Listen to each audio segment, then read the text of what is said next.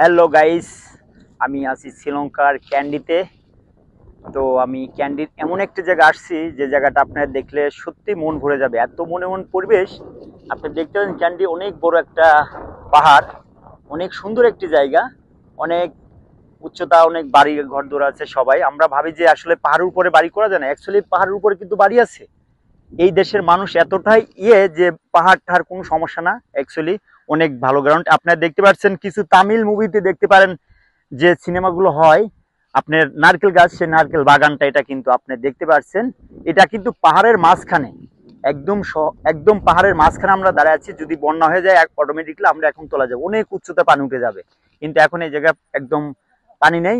এখন দেখতে পাচ্ছেন মাছ মারতেছে কিছু, আমার এক আঙ্কেল মাছ মারতেছে, আঙ্কেলের দেখতে পাচ্ছি, এই দেখেন বসি, অনেক বড় বড় মাছ কিন্তু এখানে আছে, অনেক বড় জীবজন্তু এই পানিতে আছে বাস করে, কিন্তু এরা কোনো ভয় পায় না। আসলে অ্যাকচুয়ালি এদের মনের মধ্যে কোনো ভয় নাই, ভয় সব চলে গেছে, কারণ এটার সাথে যুদ্ধ করে বেঁচে আছে। এদের কাছে কোনো ইম্পর্ট কিছু না।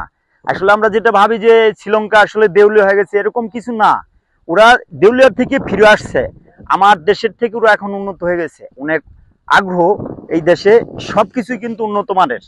আপনি পরিবেশ অস্থির, মানুষগুলো ভালো, কোনো দুর্নীতি নাই, কোনো বাজে লোক নাই, কোনো সন্ত্রাস নাই, কোনো প্রশাসনকে এতটা কেয়ার করা লাগে না যে এই লোকটাকে দেখতে হবে। এই যে আমরা আসছি বেড়াইতে, ঘুরতে আসছি, অ্যাকচুয়ালি অনেক মানে নিরাপত্তা আছে এখানে। যদি আপনি আফ্রিকার দেশ যান, তো আফ্রিকার পথে ঘাটে কিন্তু আপনাকে ধরে পারে সবকিছু নেই, কিন্তু আমরা এমন একটা জঙ্গলের মধ্যে আসছি, তারপরেও নিরাপদ আছে, এত নিরাপদ। তো দর্শক, আমি মনে করি আপনারা সবাই শ্রীলঙ্কা আসেন, দেখেন অনেক ভালো পরিবেশ। কোনো থাইল্যান্ড যাওয়া লাগবে না, নেপাল যাওয়া লাগবে না, শ্রীলঙ্কার মতো এত ভালো দেশ আর মনে হয় কোথাও পাবেন না, এতটুকু বলতে পারে। সো গাইস, আসসালামু আলাইকুম।